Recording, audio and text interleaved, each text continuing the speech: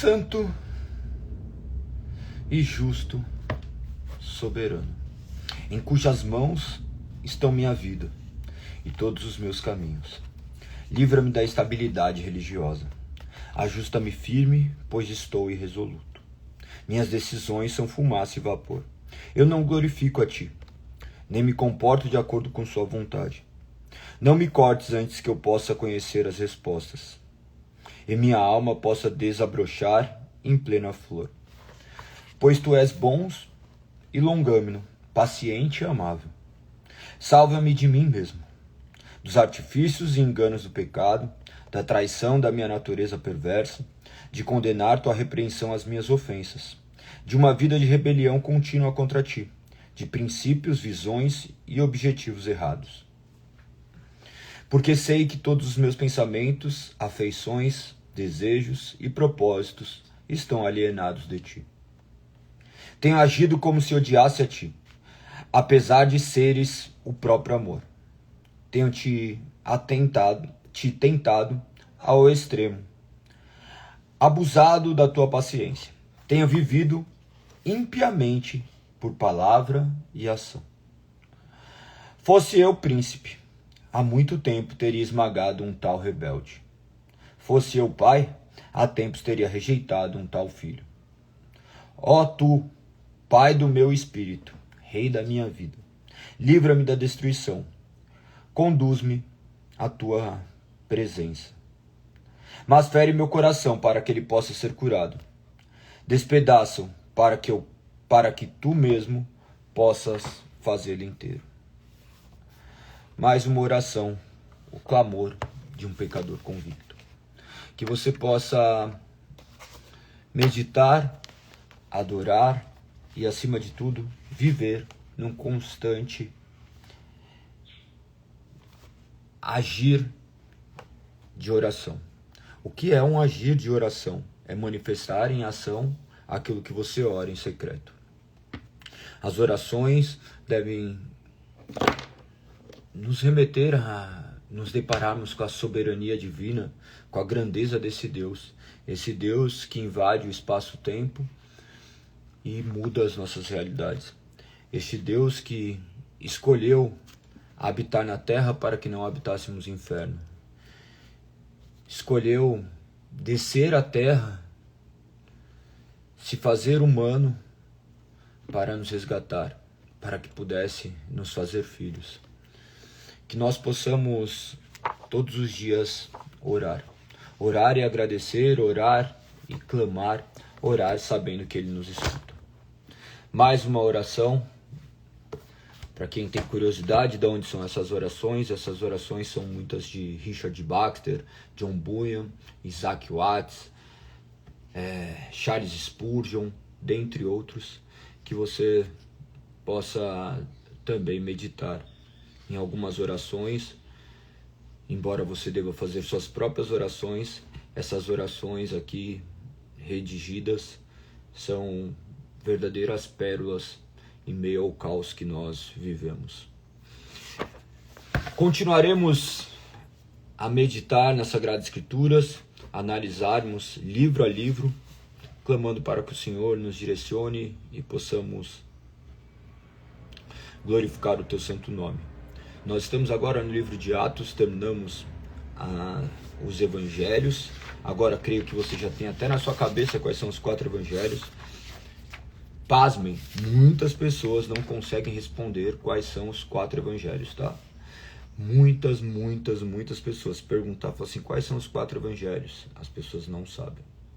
Infelizmente, nós vivemos uma época de ignorância bíblica, onde as pessoas dizem crer em um Deus que no final elas construíram.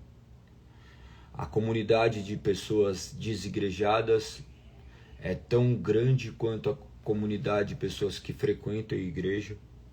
Nós temos vivido tempos completamente distintos de todas as eras.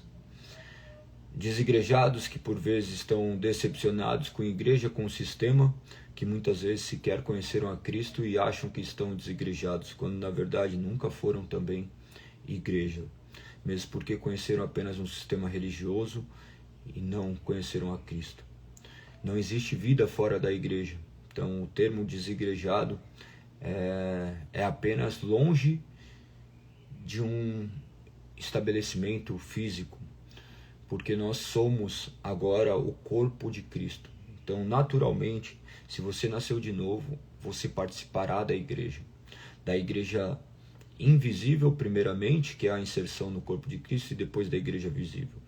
Galego, então, naturalmente, se eu for cristão, eu vou ter que participar de uma igreja, naturalmente, de uma igreja visível. Nem que você tenha que se reunir com pessoas dentro da sua casa, do seu lar, mas você vai ter essa necessidade de se reunir quanto corpo. Talvez você more em uma cidade de difícil acesso, algumas milhares de outras questões. Claro que todas as regras, existem exceções, mas grande maioria das pessoas desigrejadas, do quais eu já tive a oportunidade de falar, se trata de pessoas que imaginam poder viver o reino de Deus de maneira individualizada e sozinho, acreditando que essa salvação que ocorreu na vida dele se trata somente dele. Pense que Deus veio salvar um povo, um corpo, do qual nós somos apenas membro de um corpo. Nós não somos mais importantes ou menos importantes que alguém, nós somos apenas parte de um corpo, onde Cristo é o cabeça e nós devemos toda a honra e glória a Ele. Por isso que nós devemos refletir muito bem acerca de todos esses conhecimentos, acerca das Sagradas Escrituras, para que possamos viver um evangelho genuíno, um evangelho verdadeiro. Se você não frequenta nenhuma igreja, busque uma igreja para congregar, para ser assistido, para viver de fato uma vida em comunidade. Uma vida em comunidade onde você vai ser cuidado, onde você vai ser amado, onde você vai se decepcionar, onde você vai se irar, onde você vai perder a paciência, mas é ali que nós somos tratados, tal qual na nossa família. Nossa família não é um lugar simplesmente de harmonia, embora a gente lute por essa harmonia, nós sabemos que não se trata disso. No dia a dia existem desavenças, existem milhares de questões que devem ser tratadas, e esse é o processo de transformação e regeneração que ocorre dia após dia. O mesmo acontece dentro desse ambiente do corpo de Cristo. E lembre-se que essa é uma obra soberana de Deus, porque Deus que nos faz igreja, corpo de Cristo. Não se trata de uma mera vontade que surge dentro do nosso coração, mas se trata de Deus agindo ativamente dentro dos nossos corações, nos fazendo filhos. Nós vimos o Evangelho, retratamos o Evangelho, o Cristo vivendo, morrendo e ressuscitando. E agora, no Atos dos Apóstolos, a introdução agora desse período apostólico, onde nós vamos ver o agir do Espírito, o agir de Deus fazendo morada dentro de nós, nos fazendo de fato igreja. Lembre-se que antes Deus habitava entre os homens, manifestando a sua presença de maneira sobrenatural, mas sempre de maneira representativa, e agora nós somos moradas de Deus, nós somos o verdadeiro tabernáculo de Deus. Antes, seu Espírito dentro de uma arca, e agora nós somos feito arca. Embora vasos de barro, possuímos um grande tesouro, e Deus escolheu habitar dentro de nós por razões que estão escondidas simplesmente neles. Razões que estão ocultas diante dos nossos olhos, da nossa capacidade intelectual, mas nós sabemos, por intermédio das Sagradas Escrituras, que assim Ele determinou e assim Ele fez.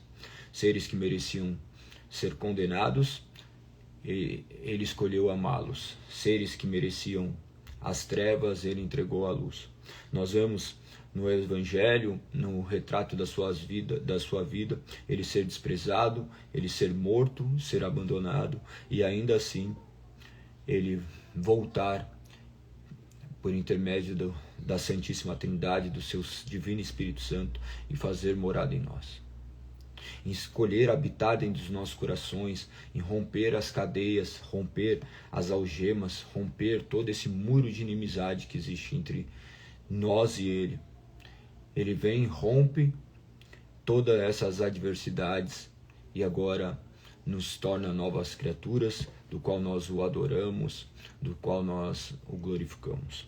Atos dos Apóstolos vai retratar isso de maneira muito bela, o poder do Espírito Santo regenerando pecadores, do quais antes inimigos de Deus e agora filhos amados, adotivos do nosso Senhor Jesus Cristo, do qual o Espírito rege, transforma e manifesta todos os dias aquilo que Ele planejou desde a eternidade.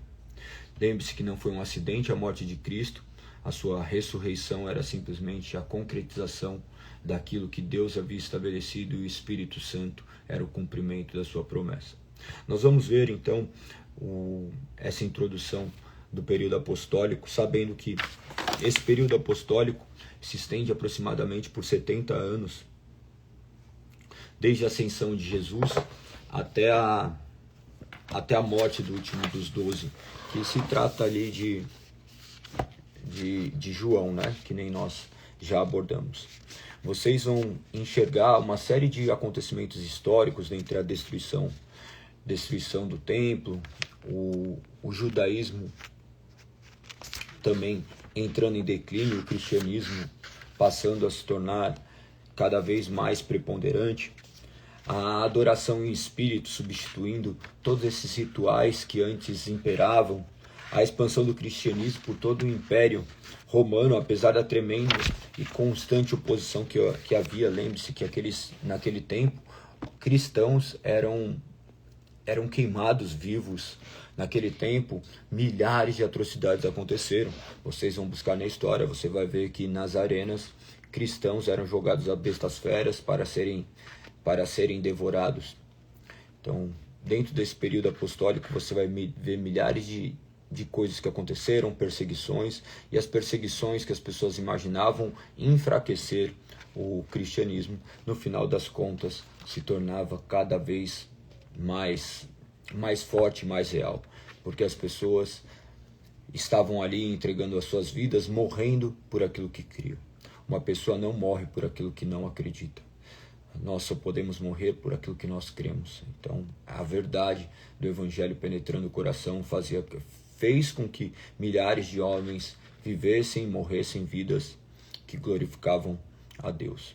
Que hoje ainda acontece em vários lugares, claro que muito distante daquilo que nós estamos vivendo, nós que estamos aqui sentados no conforto dos nossos lares, falando meramente por um objeto digital. Depois nós retornaremos às nossas atividades. Pensa que tem homens que o simples fato de proclamarem que Cristo é o Senhor já estão sujeitos à morte, e muitos não se furtam a falar isso.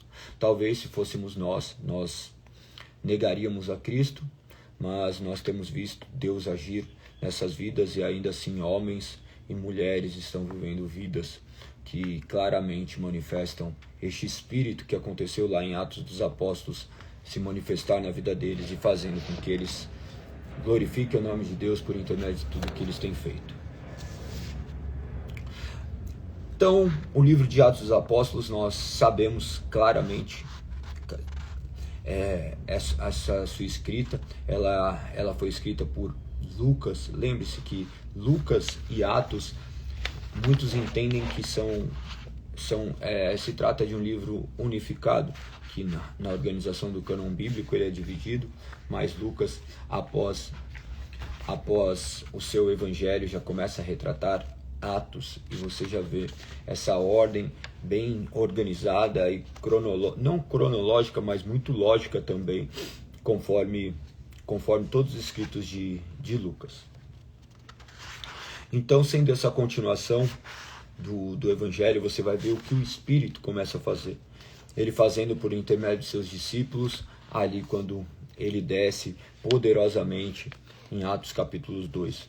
Você já vai ver o homem ser cheio do Espírito Santo, a manifestação de Deus agindo soberanamente, manifestando o seu poder, convertendo milhares de pessoas, fazendo com que o cristianismo se tornasse ali a religião que iria, por fim, marcar a humanidade. Lembre-se que nós estamos contando os anos a partir da morte de Cristo Jesus. Raras as civilizações que não assim o fazem. Nós contamos os nossos anos de vida, nós olhamos para os anos a partir do nascimento de Cristo. Cristo, aquele que dividiu o mundo em dois, aquele que será para sempre preponderante.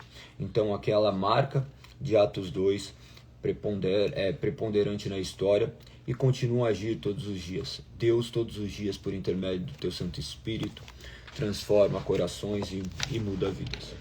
Então o principal fato ali de Atos se trata da descida do Espírito Santo. O acontecimento mais importante depois da vinda do Filho de Deus a este mundo, podemos descrever como a vinda do Espírito, onde eles foram fortalecidos sempre com este poder do alto, a testemunhar Jesus e para pregar as boas obras, as boas novas, da salvação que manifesta em boas obras. A salvação, quando ocorre, ela começa a ser manifesta por intermédio de atitudes. As suas ações não são mais as mesmas. Você não faz para ser salvo, você manifesta a sua salvação por intermédio das suas atitudes. As suas atitudes que são impulsionadas agora pelo Espírito Santo. Você vai ver que aí é cumprido aquilo que foi estabelecido nos evangelhos, onde eles pregariam até os confins da terra. Daí vai Judéia, Samaria, até os confins.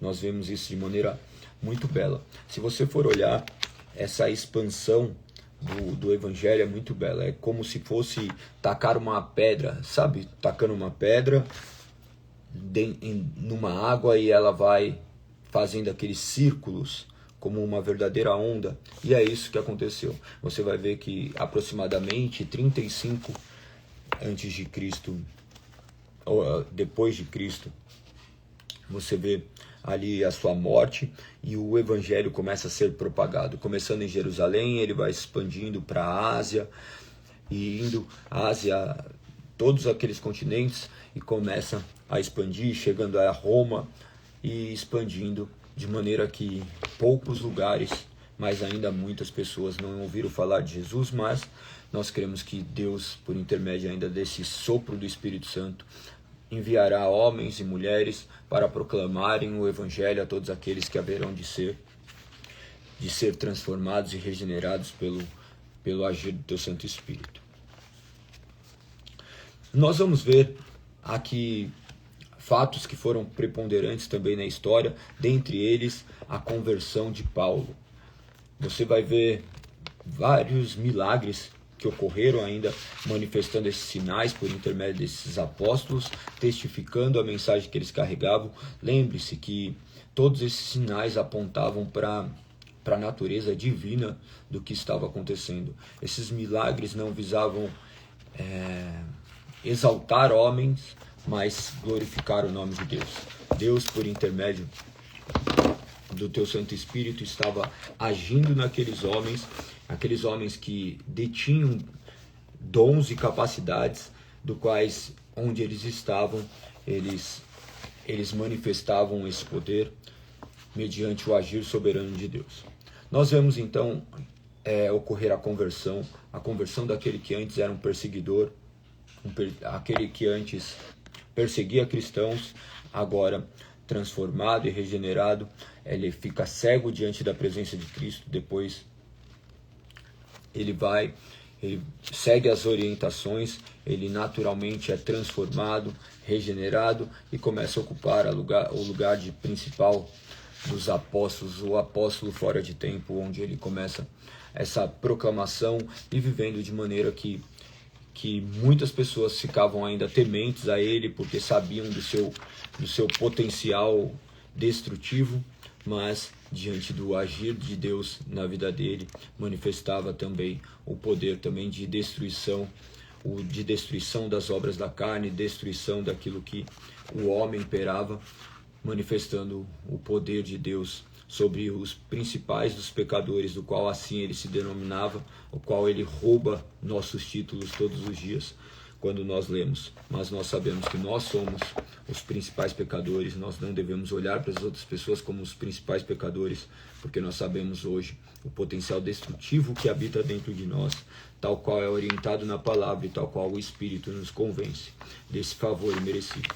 Paulo, que estava ali também fazendo parte do primeiro mártir da história cristã, o Estevão, você vai ver ele morrendo ali, sendo martirizado, e Paulo está à sua frente, pegando as vestes de Estevão. É muito belo também. Depois leiam Atos dos Apóstolos, creio que você já leu. Você vai ver também todas as viagens, as 4 viagens de Paulo, uma viagem que vai retratando, cada uma dessas viagens vai retratando toda a sua obra missionária para a proclamação do Evangelho. O principal tema de Atos, você vai ver Jesus como o grande Messias que foi prometido por Deus, agindo em meio à história. Sabendo que o Evangelho ali não estava restrito a apenas uma nação, mas pessoas de todas as raças, tribos e nações. O Evangelho sendo pregado a toda criatura e não somente a um determinado povo. A religião não está presa a um determinado ser humano, a uma determinada etnia, a uma determinada cor, a uma determinada classe, e sim a todo um povo que Deus elegeu desde antes da fundação do mundo, que por intermédio da pregação do Evangelho, ele desperta esses corações para que possam viver para a honra e glória do nome dele. Essa manifestação foi mediante esse agir soberano do Espírito Santo, onde viam ali esse véu que fora rompido, agora separando, mostrando também que não havia mais divisão entre judeus e gentios. Lembrando que judeus era considerado o povo do qual Deus havia chamado, e gentios eram todos os restantes das nações. E agora essa barreira de inimizade não existia mais. Agora essa barreira haveria de se romper e se tornar cada vez mais claro esse rompimento. Hoje o Evangelho é pregado a toda criatura. Nós não atribuímos o cristianismo apenas a determinadas pessoas de alguma região, mas nós proclamamos o Evangelho a toda criatura. Ao pior dos pecadores, nós cremos que Deus é capaz de transformar esse coração. Por isso que nós estamos aqui todos os dias de manhã, crendo que por intermédio do agir do Espírito Santo, essas palavras podem chegar nos corações do quais são alvos, não meu, mas alvo de Deus, alvo do qual o Senhor proclama. Deus é o Deus do Evangelho, do algoritmo. Deus é aquele que move as coisas conforme seu bel prazer e fará com que essas palavras cheguem onde devem chegar, para que o nome dele seja glorificado. O Evangelho ele foi expandido de maneira que nada o impediu. Pense que nós estamos falando de uma história de 2000 anos, onde reinos se levantaram, caíram, nações foram extirpadas, histórias foram apagadas, mas nada poderá apagar a marca que Cristo fez no mundo, mesmo porque ele é o grande autor e consumador de todas as coisas. Começou dessa forma a reunião do povo de Deus e igrejas. Igrejas, lembre-se, não se tratava apenas de templos físicos, mesmo porque eles se reuniam em catacumbas, tá? Catatumbas ou catacumbas, catatumbas, acho. Eles se reuniam mediante lugares para mortos ali, por conta das perseguições. Pessoas se reúnem até hoje em cavernas, em lugares restritos. Hoje nós temos aqui no Brasil uma liberdade de crença, nós podemos nos reunir em qualquer lugar. Lembre-se que os lugares não são especiais, o que se trata é o corpo de Cristo reunido, tal qual eu abordei no início da ministração, do qual é o tema preponderante de Atos dos Apóstolos. Você vai ver que Atos dos Apóstolos é o único livro incompleto da Bíblia, porque ele termina de maneira completamente repentina, mostrando que ele não acabou de ser escrito, e E o Espírito continua trabalhando ainda até os dias de hoje, por intermédio desses discípulos do quais Deus o chamou. Se você foi chamado por Deus, você também tem a missão de continuar a proclamar essa mensagem, de proferir essas palavras que trazem vida àqueles que estavam mortos, esperança àqueles que já não a tinham. Que você possa ser um proclamador do Evangelho. Para encerrar, gostaria de falar acerca das divisões deste livro. As divisões desse livro que podem ser feitas de várias formas, e apontarei apenas duas aqui. A primeira divisão nós poderemos olhar do capítulo 1, do verso 1 ao 11, onde você vai ver a introdução, retratando Jesus ressurreto, 40 dias com os discípulos e a promessa do Espírito Santo e a ascensão de Jesus. Daí você vai ver no capítulo 1, verso 12, ao capítulo 7, verso 60, a igreja em Jerusalém, os judeus. Você vai ver que 10 dias de oração e o Pentecostes, a salvação de judeus. Você vai ver os judeus sendo impactados por essa mensagem.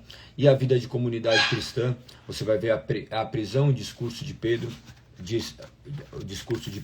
e a morte também de Estevão. O capítulo 8 e 9, você vai ver a igreja na Judéia e Samaria, encontrando ali os samaritanos, lembrando os samaritanos, que eram aqueles que haviam sido dispersados e haviam se misturado com outros povos, e qual havia uma inimizade com o povo de origem judaica. Embora fossem também descendentes de Israel, ali eles estavam já vivendo povos mistos, então existia uma inimizade do qual fora rompido por Cristo e não por vontades humanas. Você vai ver então no capítulo 8 e 9 a perseguição onde espalha os discípulos, o Pentecostes em Samaria com Felipe, a conversão de Saulo, trazendo esse nome que muitos determinam ali como Paulo, do qual as Sagradas Escrituras nos traz esses apontamentos. A quarta parte você pode ver do capítulo 10 ao 28, a igreja nos confins da terra, expandindo o evangelho para os gentios. Os Pentecostes dos gentios, você vai ver que todas as vezes se trata desse Pentecostes como o agir do Espírito, convertendo pessoas. Pentecostes gentios, então, em Cesareia com Pedro, Antioquia como base missionária de Paulo, você vai ver a primeira viagem missionária de Paulo, o Concílio de Jerusalém e a segunda e terceira viagens missionárias de Paulo em viagem para Roma. Então, dessa forma, você consegue ter uma visão cada vez mais clara daquilo que aconteceu dentro dessa propagação do cristianismo. Temos aqui ainda a divisão em duas partes, capítulo 1 ao 12, Pedro testemunhando aos judeus. A palavra-chave você vai ver como arrepender, e outra aqui como a cidade principal, Jerusalém. E a segunda parte, do capítulo 13 ao 28. Você vai ver Paulo testemunhando aos gentios, a palavra-chave era crer, e a cidade principal, Antioquia da Síria. Dessa forma, nós tivemos mais uma visão, ainda que periférica, de tudo aquilo que aconteceu em Atos, mas apenas para que possamos recordar e vermos os principais pontos, os pontos do quais retratam a história do povo de Deus. Espero que tudo isso possa ser usado para o seu crescimento, para o amadurecimento da fé. Amanhã nós daremos início às epístolas até chegarmos em Apocalipse. Que o nome do Senhor seja louvado e exaltado. Hoje é dia do Senhor. Às 9h30 cultuaremos o Senhor. 9h30 começa o café da manhã. 10 horas iniciaremos o culto. Que você possa estar conosco na Avenida dos Bandeirantes, 1440. Ou entrada também pela Rua Brejo Alegre, 138, ali na Vila Olímpia. Vocês estão todos convidados. Que o nome do Senhor seja exaltado e glorificado. Não se esqueçam de comentar e compartilhar com o máximo de pessoas essa mensagem, para que mais pessoas conheçam o Evangelho. Que vocês tenham um dia maravilhoso. Que o nome do Senhor seja exaltado e glorificado. Um beijo a todos. Mari, Gandhi, Eliane, Valdomiro, que o Senhor os abençoe, os guarde todos aqueles que estiverem vendo essa mensagem, que o Senhor possa guardá-los e direcioná-los. Gostaria também de terminar hoje com uma breve oração. Senhor, Tu és Deus poderoso, soberano, Criador de todas as coisas, Pai. Tu ordenaste todas as coisas, Tu escolheste nos amar e nos chamar para um relacionamento de intimidade. Não somente nos chamaste, mas como nos transformaste para que possamos glorificar Teu santo nome por intermédio das nossas vidas. Nós pedimos que o Senhor não nos abandone, que o Senhor nos direcione, que o Senhor traga calma em meio aos momentos de dificuldades, às certezas em meio às incertezas, que o Senhor possa nos guardar e nos proteger e guiar nossos passos para que Seu nome seja sempre exaltado e glorificado. Nos afaste, nos livre de todos os pensamentos que envergonham Teu santo nome, que o Senhor nos encoraje a persistirmos, a caminharmos de maneira que Seu nome seja sempre alvo de nossas vidas. Obrigado, Senhor, por tudo que o Senhor tem feito e por nos conceder tamanha graça. Atinja aqueles que ainda não foram impactados, nos use e nos capacite para que a sua mensagem seja proclamada e pessoas sejam salvas para a honra e glória do Seu nome. É assim que eu oro e te agradeço, em nome de Teu Filho amado, Cristo Jesus. Amém. Amém. É isso, galera. Tamo junto. Bom domingo a todos. Até amanhã, se Deus assim permitir. Fui.